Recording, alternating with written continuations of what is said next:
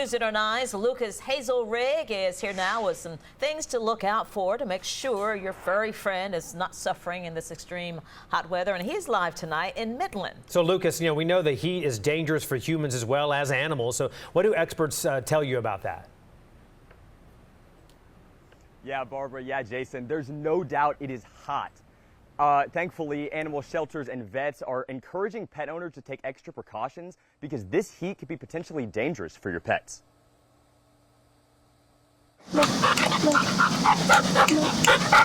Even in the heat, pet owners still want to get out there and give their dogs the exercise and familiar routine they count on. It's super warm, and even if the temperature isn't particularly hot, it's very humid.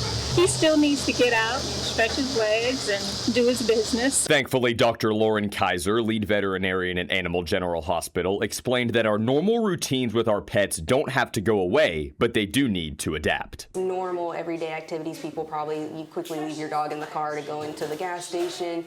You're taking them on the walk during, midday when it's the hottest. Those are the little things we need to change during when it starts getting so hot to help protect our animals. There's also signs to look for in our pets. According to Chewy.com, one of the top signs of an overheated animal is panting. She says dogs are quicker to reach this point, but emphasized that a panting cat is never a good thing. If you see a cat open mouth breathing, especially if it's so hot outside, that definitely is an emergency. Dr. Kaiser says those changes can be easier than we think. Afternoon walk, change it to a morning or evening walk. She says that a trick she uses for her pets is placing the back of her hand on the asphalt to make sure it doesn't burn us. Because if we think it's too hot for them. That's, I think, the easiest thing, that if we're feeling like we're blazing outside, we need water, shade, the animal needs the same thing.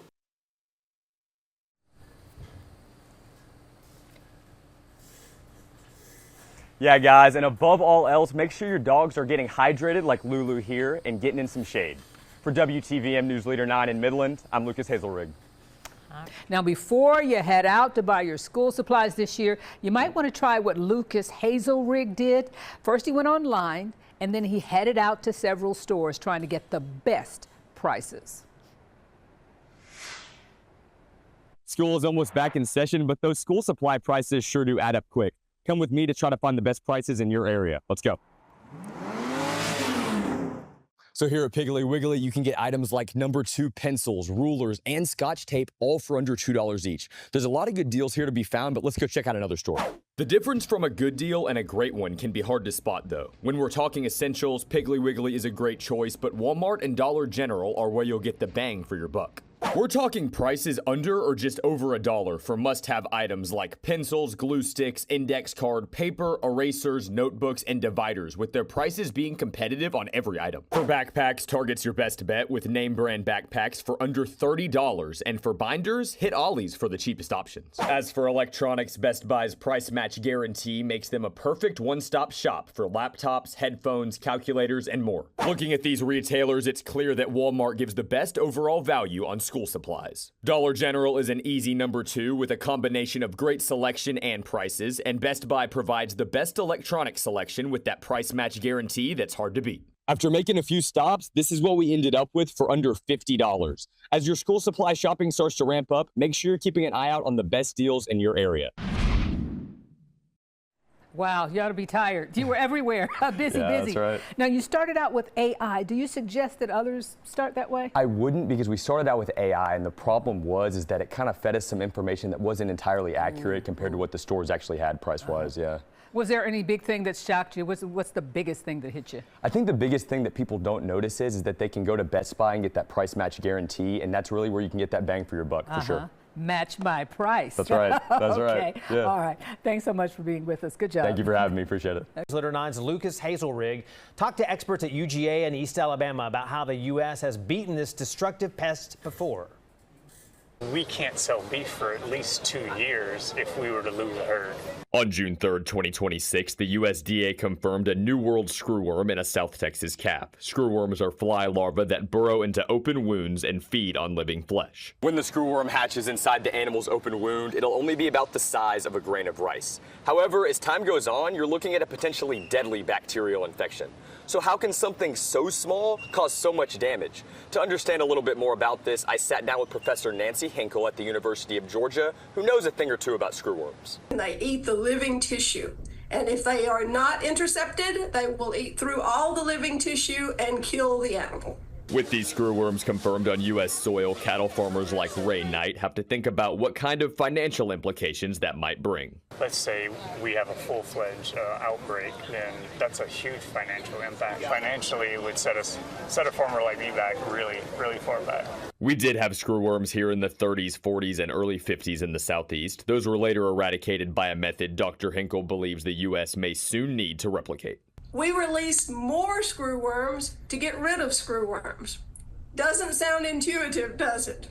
But the trick here is that we make sure that the screwworms we release are sterile. Dr. Hinkle explained that because female screwworms only mate once, releasing sterile males could leave potential eggs unfertilized, eventually eliminating the pest from the U.S. While the screwworm has not reached the southeast, cattle producers are still monitoring the situation in hopes that the pest stays out of the region. For WTVM News Leader 9, I'm Lucas Hazelrig.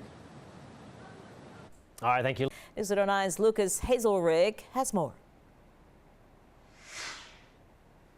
On June 9th, the city of Auburn, Alabama saw flooding all around the city, but some residents were affected more than others. The inconvenience. What you're seeing now is what Auburn resident Peter Schwartz saw from his front lawn that day as he couldn't even get out of his driveway due to flooding and debris. The creek will flood and you get debris that floats up, and that's the main issue. And while heavy rainfall is nothing new for Auburn, making sure that water has somewhere to go remains an ongoing challenge. All this rain's gotta go somewhere.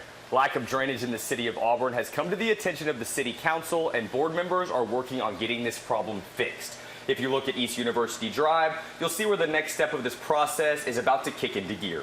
But for this project, it was just due for it to be replaced based on the age of the existing structure. City engineer Michael Griffin tells me that the pipes ready to be replaced are made from corrugated metal that over the years is just worn down. Now those pipes will be replaced with larger reinforced concrete pipes, a little more modernized than those metal ones. So those pipes were very common to place back in the day, in the early 50s to 70s.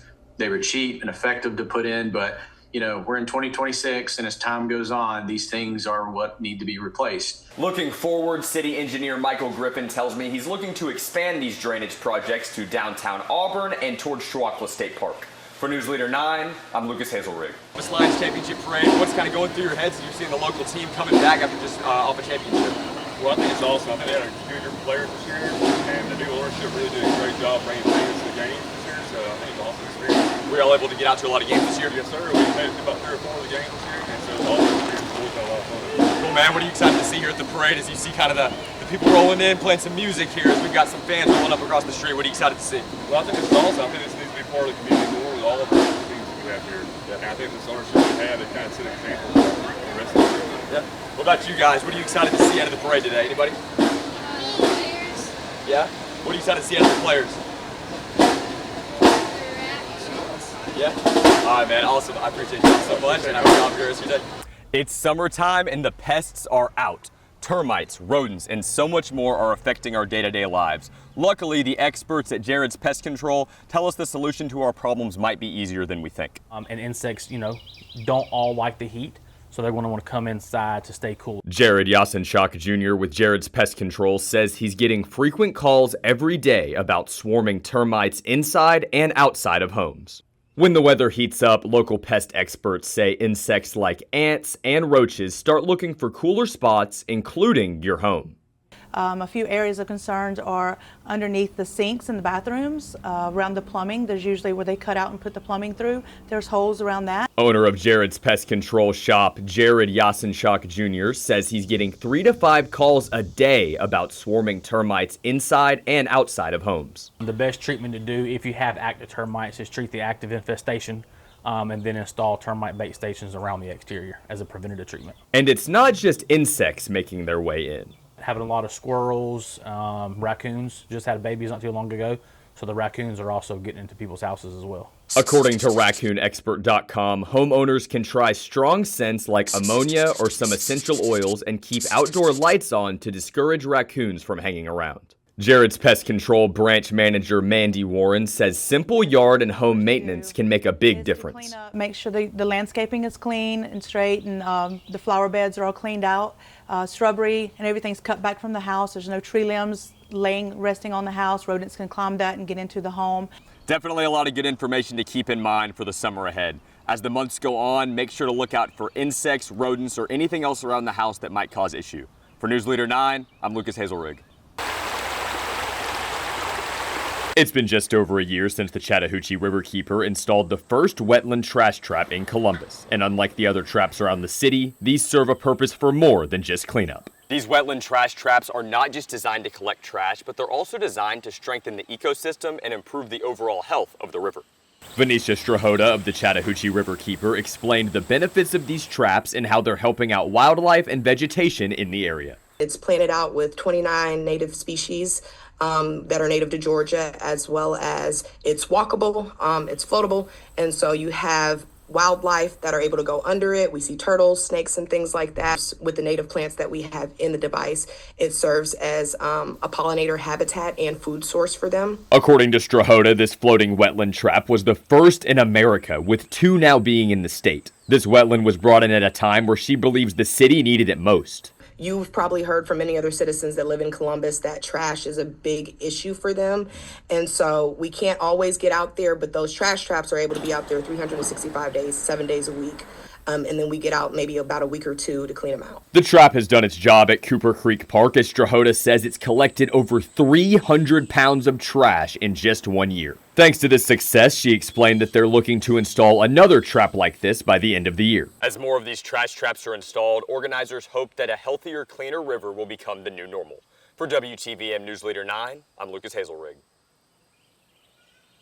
Yeah, Barbara, one juror was excused from the court this morning after a juror said they suffered a panic attack. The new juror was brought up to speed on deliberations as a decision was made around 3 o'clock this afternoon.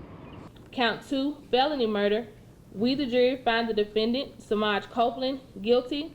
Zion Horton, guilty. Jaquan Mahone, guilty. The case stems from a shooting that left 16-year-old Darius Bryant dead and another teen injured 2 years ago after leaving a Circle K with friends following prom in Columbus. Today, Samaje Copeland, a distant cousin of Bryant, along with Zion Horton and Jaquan Mahone, were all found guilty of felony murder, 4 counts of aggravated assault, and 4 counts of possession of a firearm during the commission of a felony.